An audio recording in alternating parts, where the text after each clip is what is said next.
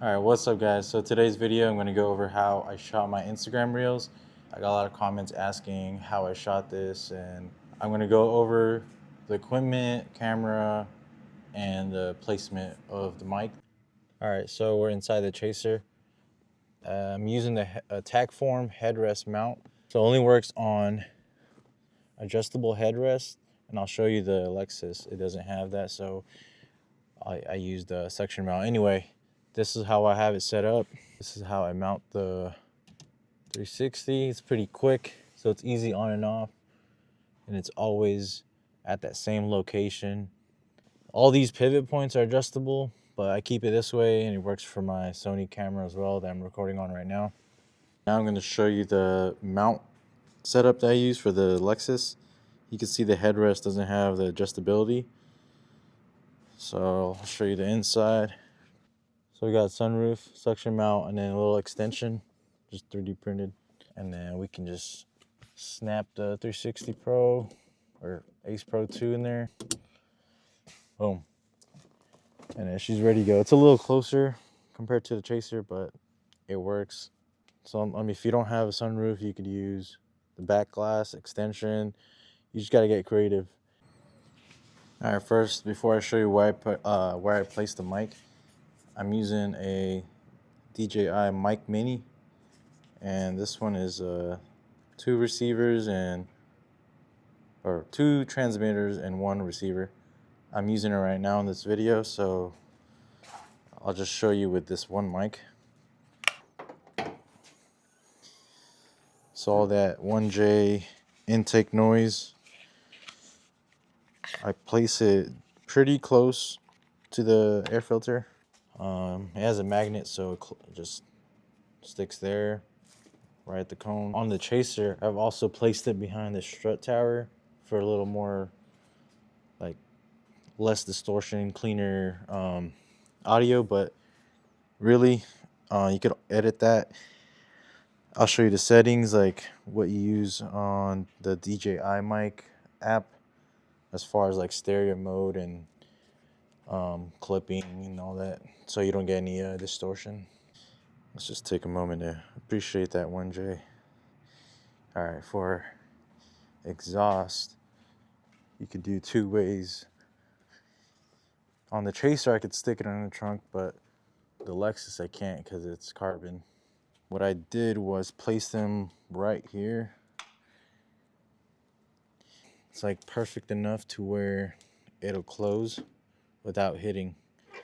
And then that way you get the audio right here on the exhaust, and it's away from all the wind noise. If you do use the DJI Mic Mini, I'm going to show you how I mount it on the Ace Pro.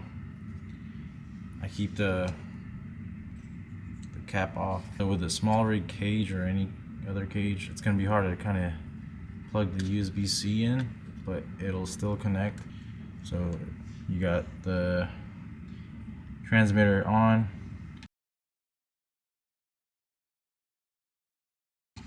Other one is right here, it's about to connect. So I'll have 2. There you go. So basically it's already synced up to the video whenever you hit record. So I didn't show you, but one way to tell that the audio is working for the Insta360, you can see a little meter right here in the very top when I'm talking. Test, test, test. Test. But yeah, that's one way to confirm before you actually shoot and then not waste time in footage. For the mic settings, you're going to want to download the DJI Mimo app, and this works for any of their line of mics. I'm using the Mic Mini, but this will work for any of their Mic 2, Mic 3. So after you got it paired up with your phone and the receiver is plugged in, you want to go to settings, and you can kind of copy these settings if you'd like or play around with them, but the important one is using stereo mode.